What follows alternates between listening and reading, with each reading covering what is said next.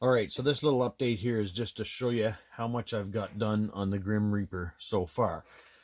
So without further ado, here we go. Okay, here we are starting with the blade section of the saw. So as you can see, I've got the blade attached to the saw itself. So if I just move over here now, I'm going to come down to the head. So you can see I've got the hood put together and the top of the cloak. This top of this cloak here was 3 pieces. I had to glue all that together. The hood itself, that was 1 piece here, 1 here, and then there's a bottom section as well. So that's 3 pieces.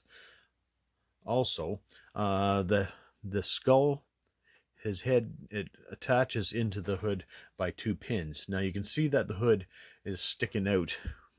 Or not the hood, the head is sticking out a little bit in the bottom here. It should be recessed in further.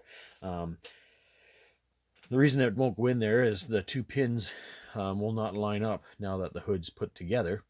So the only reason, or the only way to fix that would be to cut the 2 pins off, and then that'll allow the head to sit in. One reason I knew this going into this model was from a couple of videos that I watched from other people building this. So I kind of went in knowing this was going to be the problem, and doing it now, I see what they were talking about. So that's that. So now I move over here to the arm section. So the arm here, inside the arm, is a lot of seam work that I'm going to have to do. There is a bit of seam work sanding along here, and along the hood itself, just to kind of sand that to get it together. Now if you go over here, so like I said, I don't have any of this other than the main parts glued together. I don't have it all glued together. Like the arms are just sitting in there with tape and stuff like that. But so this section down in here, there's a ton of seam work that I'm going to have to do down in there. I'll take this apart eventually here, and I'll show you what I'm talking about. So that's that. Now you can see this hole right here. That is to mount the hourglass, and the rope is there. So then I come down to the handles of the saw, and you can see these white pieces of styrene I added to here is to make it look like a metal band around the handles itself to hold them on. It's just to give it a little more authentic look, I guess you could say. That doesn't come with the kit, of course. So that's part of the scratch built part of the kit. Now you can see there's a crack in here. Well, it broke when I was putting it together, but I should be able to fix that with a little bit of putty and sanding once things are there. This part here is one of the tombstones, and over behind them is a tombstone. So then you just look down here, everything attaches to the base. Now the base does come with the grass that you can put in along here. It comes with slots on the other side where you can cut the holes out to mount the grass. I'm not going to put the grass in on this build.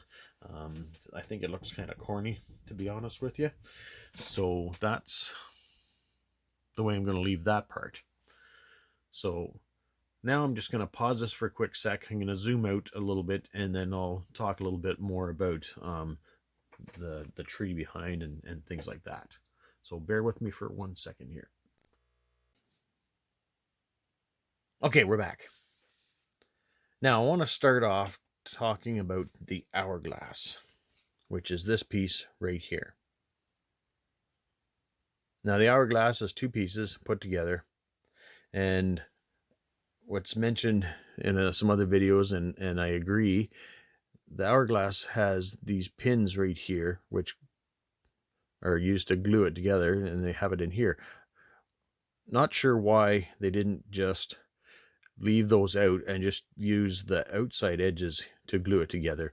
That way you have a nice clear look in here with the hourglass, and you can paint it so it looks like there's sand in there. The way it is now with those pins, you kind of have an obstruction in the glass itself. For that reason, I'm not going to use the hourglass. Now, because I'm not using the hourglass, I'm going to have to fill this hole right here, which won't be that difficult, but it's something I got to do. Now, in place of the hourglass, I'm going to take this hand here. Now, I want to turn it like this, and then I'm going to bend these fingers so it's like your hand is clasping something, and what it's going to clasp is this Liberty Bell that I purchased. Now I'm going to have to cut this out and modify it a bit to make a better handle, but that Liberty Bell is going to be hanging right in here like this, and he's going to be holding the bell. So instead of hourglass, we have the bell. Now, the theme I'm going to use with this then, because of this, is I'm going to name the theme for this here, Mobius Models Presents the Grim Reaper, but the alternate theme to it is For Whom the Bell Tolls. You may know of a song out there from a certain heavy metal group that has that song, but also the meaning behind that for me is For Whom the Bell Tolls is you go on your life, you just carry on like every day as if you just live your life and enjoy every minute of it, and you never know when your time's going to be up and when you're going to be gone, or your friends or whoever, right? So for whom the bell tolls, you don't know who or when you're going to be gone, but we all know it's going to happen someday. So it's got a bit of a meaning behind it for myself on that. So I think it's going to be kind of cool, this here representation of this part here, or of this model, I should say. Okay, on to the other stuff I wanted to talk about. So I'm just going to get rid of the sigh here. I just wanted to mention the head of the Reaper. The cloak, the shoulder part of the cloak itself, it comes in 3 parts. There's going to be some, get my poker here again. There's going to be some seam work needed for this, right along here and down along here. So that's the 2 pieces glued together there. Underneath is the part that actually holds it onto the shoulder itself. I don't need to fill this seam in here because you're not going to see it once this is placed down on the shoulders, so that's okay that way. I just got to fix that up like that. Another thing too is the head itself glues in like, or holds in like this here, but I'm not too sure about the fit, if I like that fit or not. I might have to modify that a little bit so it just sits a little better, or it may be all right, I'm not sure. If it's going to be more work than I want, I'll just leave it the way it is, because it's not that bad. So that there. Now the skull. So as you can see, the skull sticks out quite a bit on the chin. It should be sitting in flush with the hood itself. Now, it was mentioned in a couple other videos that I was watching. This is one reason why I kind of had a bit of a heads up on this, and I know about it.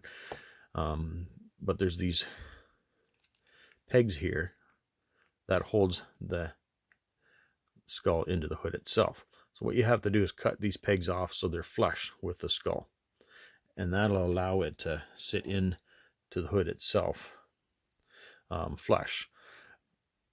The reason for that is there is the holes in here for it to mount down to, but you can't, now that the hood's put together, you can't get it in here without it hitting, so it just doesn't fit properly. So in order to get it to fit, you got to cut that off. I did try a little bit to try and kind of fit it in as I was gluing all this together, and it's way easier just to cut the posts off like other people have done and mount it that way. Once it's glued in there, you're not going to know the difference anyway. This part here and here, up here, down here, and all along the back need to be filled and sanded. With the exception of this in here, these two pieces here, the rest of it I don't think is going to be too bad, but I may use some molding clay to fill this down in here to fill those seams. The arms. No, this arm is not bad here. You do have the seams along the top, along the bottom to fill. And down in here there's a bit of seam work that's got to be filled as well, but it's not that bad. This arm here is the worst. I don't know if you can see it on the video, but all along here it's a pretty big nasty gap. Now because the hand is just going to be up here, there's a good chance you're going to see this down here, so I have to fill that. Now what I'm going to use to fill that is this Tamiya epoxy putty. Two-part putty where you just mix the two pieces together, and then you can mold it right down into here. Actually, sorry, this one here, but you mold it right down into here and kind of smooth it in and make it look good that way. I think that's going to work. Now that molding putty I just showed you is what I'm going to use in here as well, I think. So the body just have the seam along here to fill. There's a little bit of a seam here that you can see really good. The rest of it's not too bad, but this one I'm just gonna have to use a little bit of filler to fill that. This seam here is pretty bad. You can see it. Now what I did is I tried squeezing this together as much as possible. That was the best I could do. So the fit, I don't know if I could have sanded it or not, but anyways, it's got to be filled. Not that big a deal, but it's got to be done. The rest of the model here, you can see the two tombstones. Now both of them have writing on them. Now because of the theme I'm using, I don't think I want to use this writing, so I'm going to have to fill these words in, and I may come up with something else on there. I may just leave them blank. I'm not too sure, but I'll figure that out as time goes on. But what I am going to use is my Dremel, and I'm going to just kind of scuff these tombstones up a little bit, make them look more used, more old, authentic, I guess you could say, something like that. And the same with this one here. I'll scuff it up as well. I think it'll make it look a lot better that way. Now the tree is pretty cool, as you can see right there.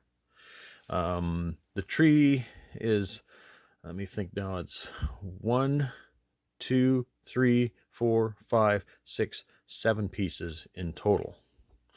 Now this part here is where the seam is. You really can't see it that well. It went together really good. And the same with down here, that went together really good. So I don't think I'm gonna have to do too much work to make that hide. But the parts where these branches connect to the tree itself, you can see those. So I'm gonna have to fill those and make it look good. But I don't think it's gonna take that much work to do that. But I think that tree is pretty cool looking, actually. So yeah, I think that's it for now. Just a quick update to show you all the parts are all glued together now. I just have to do some sanding and filling, and then glue it all together. So what I may do is once I get the sanding and filling done and all the rest of the body all glued together, I'll show you one more time before I head into the paint, and I can kind of explain to you what I'm going to do with the painting of it. So that's it for this update. Hope you enjoyed it, and hope you follow along and wait for the next video, and we'll go from there. Talk to you later. Bye for now.